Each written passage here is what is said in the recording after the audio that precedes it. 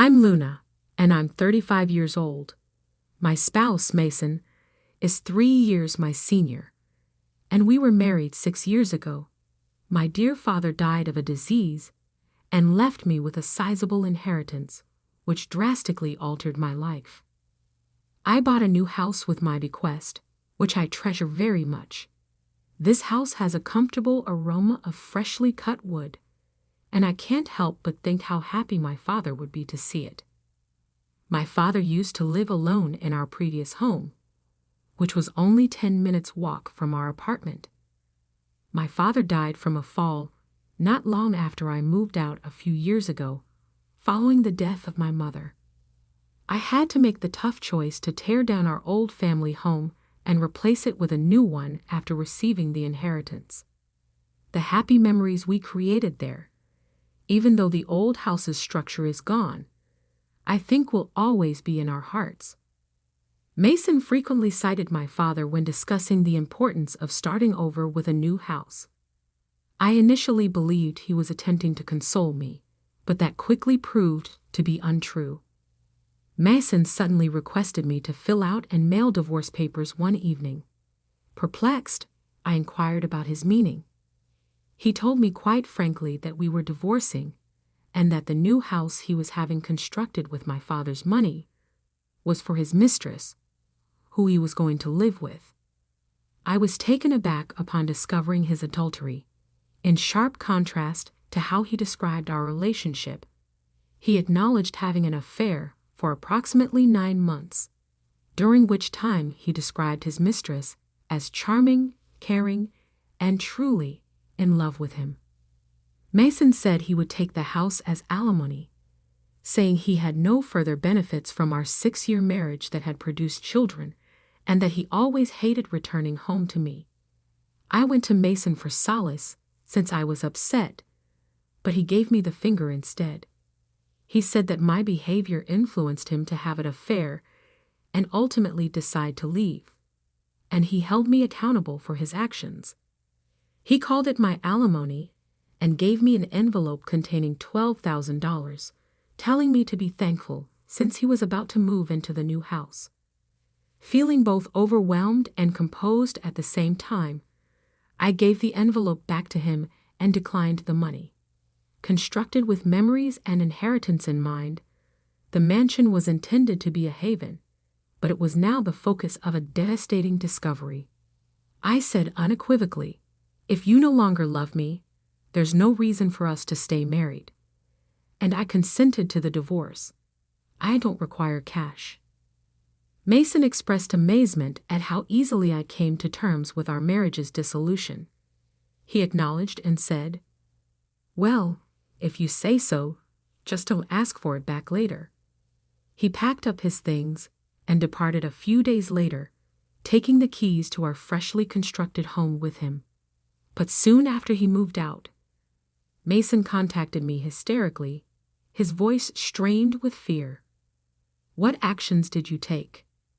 When the police arrived at the house, they discussed trespassing charges and warrants. "What is happening?" He claimed that while he was with his lover, the cops had broken in and demanded to know if they knew it was lawful to do what they were doing.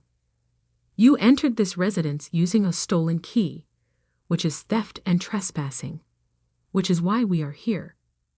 Are you aware of that?" the cops said.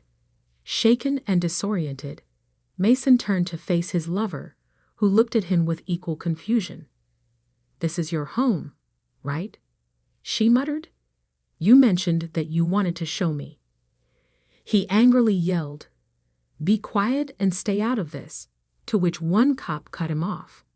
"Sorry to disrupt, but we need to handle this at the station." Mason called me desperate, caught between his woman and the police. "Why is this occurring right now? How did you act?"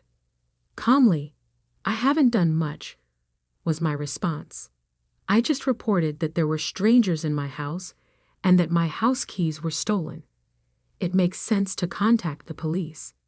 I had already reported the incident, reverted to my maiden name Luna, and filed the divorce papers. "This is my home, Mason. I firmly stated as I went on. Didn't you agree to give it to us as alimony? I never consented to that. He disagreed. You may easily manipulate events to support your story. Are you kidding? How on earth do you think you own that house? The person on the house contract is me. I own the land and I paid for it with my father's inheritance, I declared categorically. Mason said, but your father said it was for us. You were my husband at the time. Now that we are divorced, we hardly know one another. Why do you believe that this is your land? I snapped back. When he became sick, my father made the sensible decision to give me the land rights in order to avoid any issues in the event that something occurred to him. Maybe he anticipated something similar, which is why he suggested tearing down the old house and erecting a new one. I could see more clearly than ever before that property and money might readily turn into sources of conflict. Mason's ordinarily composed manner began to make sense to me after I agreed to the divorce. I thought, so you planned this all along? I did nothing wrong, he shot back, sounding defensive. From the beginning, you have misinterpreted every detail. Seeing him so naive and believing he would be content with his mistress was almost comical. Stop being so silly, I shot back. You hold me responsible for the divorce, the affair, and the house's loss. Now that you're caught between your fiancé and the authorities, how does that feel? Mason, obviously unhappy with the turn of events, could only moan in response. Hating me is the wrong path. Your whole mess is what you're doing. Do you know the saying, you reap what you sow? You deserve this. Mason lost control of his temper at that point and started yelling accusations into the phone. But all of a sudden, he was cut off. Excuse me, are you the former wife of Mr. Gold? He's making a mess at your place. Please, might we have a word? The call had been taken over by a policeman. After giving the officer a brief explanation of the circumstances, she expressed empathy for how challenging this must have been for me. Mason was later brought to the police station along with his mistress. Mason argued that it wasn't trespassing because the house was a gift from me. With genuine surprise, his mistress admitted that she was unaware that they were intruding. Mason attempted to bolster his allegations at the station with purported evidence, but in the end, the mistress's account was deemed reliable, and she was just given a warning before being released. However, Mason was fined after being found guilty of trespassing and larceny. Then it came up that, upon his release, Mason had named me as his guarantor, presumably so his controlling parents wouldn't know. The officer gave me this information, obviously frustrated. Why should I act as his surety? Now that we're divorced and essentially strangers, I firmly replied. I declined because I no longer have any relationship with Mr. Gold. His parents live close by. Kindly get in touch with them. The officer informed Mason, who was visibly frustrated. His parents, who were already aware of our divorce, due to his infidelity, were not yet informed of his attempt to take the new house. The police call had brought them fully up to speed on the situation. Reluctantly, after his parents requested more details, I visited Mason's parents' house. When I knocked on the door and started to explain, his mother immediately cut me off. No need to apologize, she said. It's all my foolish son's fault. But did you know about this? I inquired. Well, my son is here with his mistress, a much younger woman, she revealed. We allowed them into the living room to discuss the situation. To my astonishment, Mason had brought his mistress along, creating a tense atmosphere. The living room scene unfolded with Mason, the young woman, and my stern-looking father-in-law, Russell. Russell, It's been a while. I'm sorry for the delay. I greeted them. Luna, thanks for coming, Russell responded. I apologize for calling you after the divorce, but I've heard Mason's side of the story. However, I can't fully trust someone who's been arrested for trespassing. Can you tell me your side? I recounted everything as requested. Throughout my explanation, Mason and his mistress kept their heads bowed, avoiding eye contact. What were you thinking? Trying to take Luna's new house? Are you insane? Russell demanded of Mason. It's not that simple, Mason interjected. How is that even possible? Russell retorted, clearly frustrated. Your story is completely different from hers. Apparently, Mason had spun his version of events before I arrived. What were you told? I asked. Russell explained. He claimed you willingly transferred the house to him, then changed your story and reported him, leading to his wrongful arrest. Really? He said that. I was incredulous. It's true that when we discussed the house, I didn't object, but that doesn't mean I agreed to transfer ownership to him. To suddenly claim the house as yours and report it is beyond comprehension. I'm so sorry, Luna, for having such a son. Mason's mother apologized. What are you saying, Mom? Mason argued. I'm telling the truth. Luna wasn't agreeing. She was too stunned to speak. I nodded in agreement with Russell. Despite everything, Mason continued to make excuses. Anyway, you never mentioned owning the land. If I'd known, I wouldn't have done this. If I had told you, you'd have found another excuse to do the same thing, I replied. How can you say that? Were you spending a lot on her? Mason asked, gesturing towards his mistress. No. Why would you think that? I responded. Right after our divorce, I happened to run into one of your colleagues. When I mentioned the divorce, I received some shocking information that left me reeling. I continued. Mason's college had looked uncomfortable during our conversation. No offense, but I thought it might happen.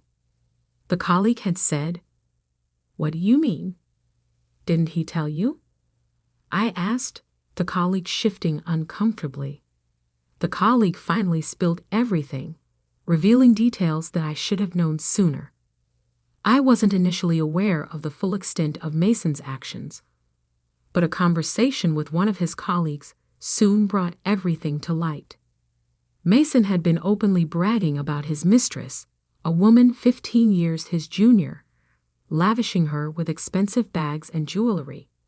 He boasted about his plans, even sharing that he intended to divorce me to marry his mistress, capitalizing on her recent inheritance from her deceased father to build a new house. He said, Once the house is built, I'll divorce Luna and somehow claim it. No matter the opposition, I'll get it. Then my young new wife and I will live in the big house. The colleague recounted, it seemed the house built with my father's inheritance was not just a home, but a grand gesture intended for his proposal to her. Hearing this, I confronted Mason. I've heard everything. Do you still insist you did nothing wrong? I asked, my frustration evident. Mason, visibly flustered, attempted to justify his actions. Well, yes. I bought her gifts. So what? I used my own money and gave Luna her living expenses. She's not my destined partner. This woman is.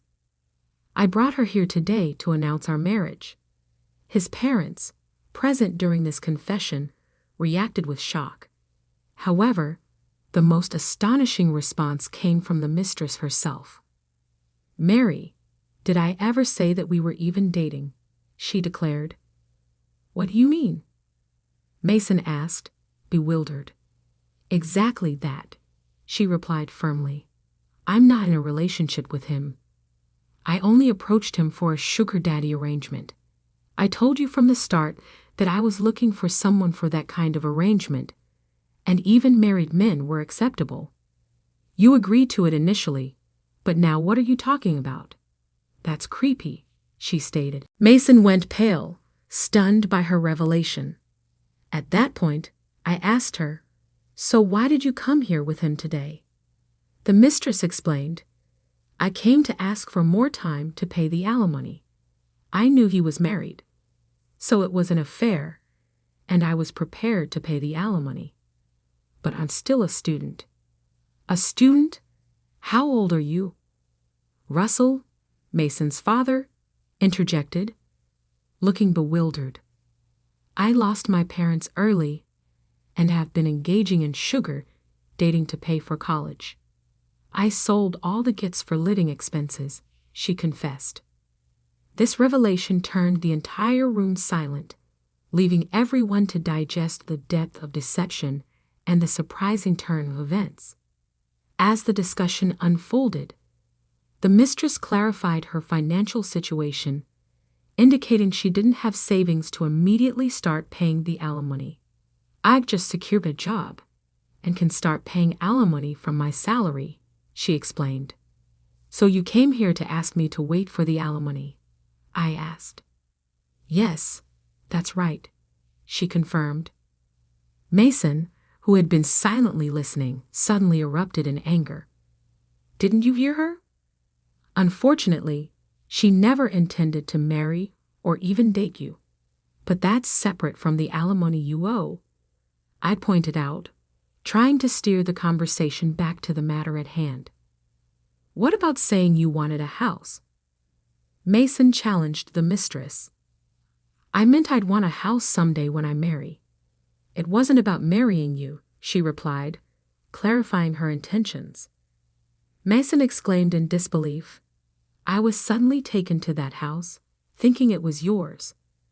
Then the police came, and I learned it was your wife's." The mistress bowed deeply to me, indicating her respect and acknowledging that all of this confusion was spurred by Mason's misunderstandings. "All right," I said, seeing an opportunity to resolve at least one issue. "If you promise to pay the alimony properly, I'll wait for the payment. But promise me no more sugar dating. It might not end simply next time." "I promise I'll never do it again," she said earnestly.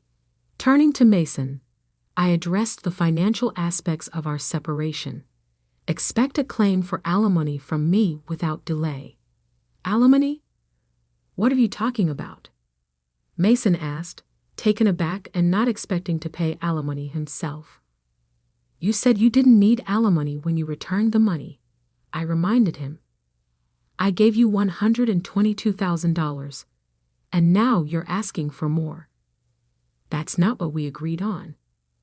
Mason protested. "I don't recall any agreement." I replied, "You returned the $122,000 I gave you, saying you didn't need it. What I meant was that I didn't need such a trivial amount for alimony. Do you have any idea how much alimony for infidelity is? It's $30,000, I clarified.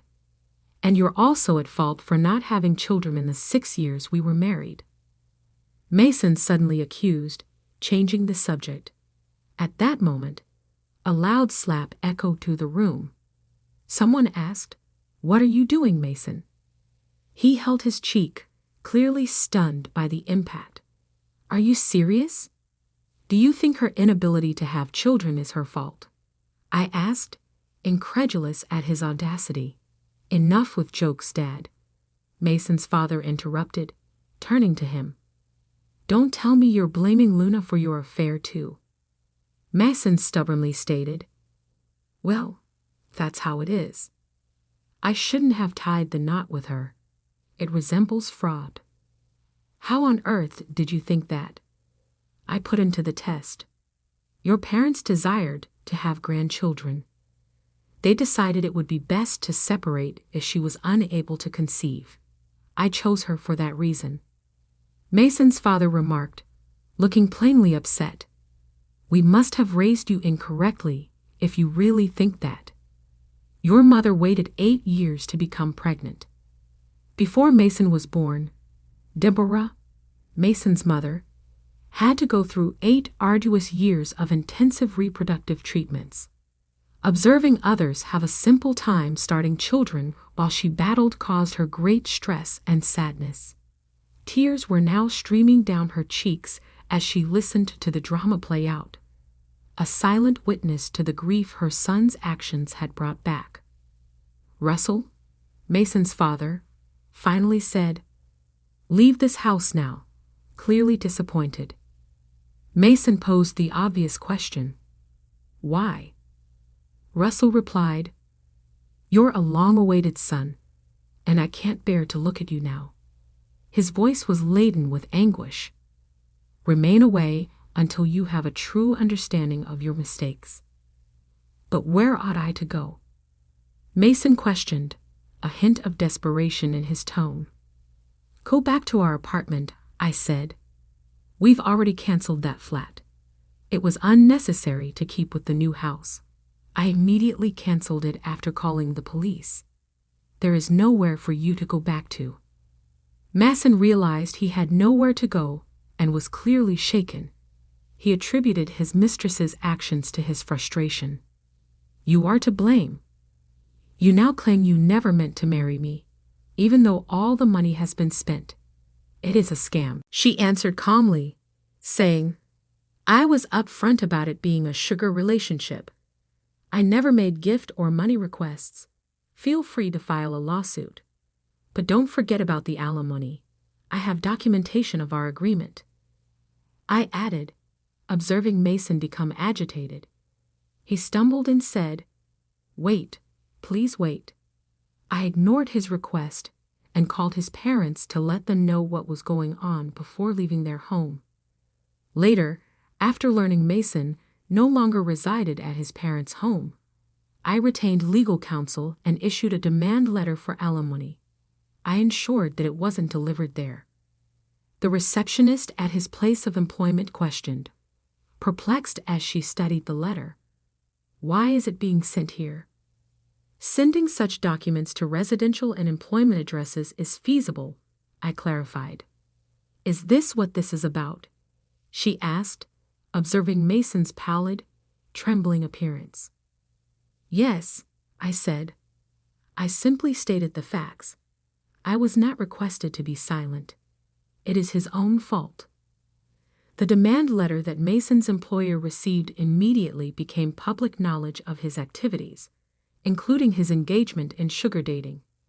His professional reputation took a hit as this revelation caused a larger conversation among his peers. Mason made the decision to go from his position, stating that he was departing on his terms, following a string of humiliating defeats and being unable to handle the rumors and murmurs. His troubles didn't end there. Feeling that he was a victim of marital fraud, he sought for free legal help. The legal advisor was not supportive, though. The advisor said, "We have seen cases similar to yours, but based on the evidence you have provided, this isn't considered fraud. At first, you consented to a sugar daddy relationship. If you later felt something, that was entirely your fault. If you want to sue, you can, but it will probably be a financial waste." Mason made the decision to drop the lawsuit after taking the advice. He'd eventually confided in me, feeling dejected and regretting his previous actions. I'm not sure what I was contemplating. I had no idea how important you were, even after 6 years of dating. He begged sincerely, "I swear I'll make you happy this time and won't let myself be distracted by others." He begged me, but I was unmoved. I made a clear decision. "I decline," I retorted firmly. "Why?" Following so much pleading. He did not give up. I had realized during those 6 years that Mason was not a good person. He tried to take what was rightfully mine, put all the blame on me, and then came back brazenly when he had lost everything, expecting to make amends. Why would I want to be back with someone who is so self-centered? I inquired. You don't have to put it that way, said Mason. The same things you said to me once. Still, I was determined. Knowing his current situation, I firmly said, never contact me again. After that, I hung up, erased all of his contact details, and modified my phone number. A few days later, something unanticipated happened. I was told by one of the neighbors, your ex-husband came to the house the other day. He made a disturbance, so we had to chase him away. What did he have in mind? Shocked, I pondered out loud. To scare him off, the local ladies, who were aware of the circumstances, had even feigned to call the police.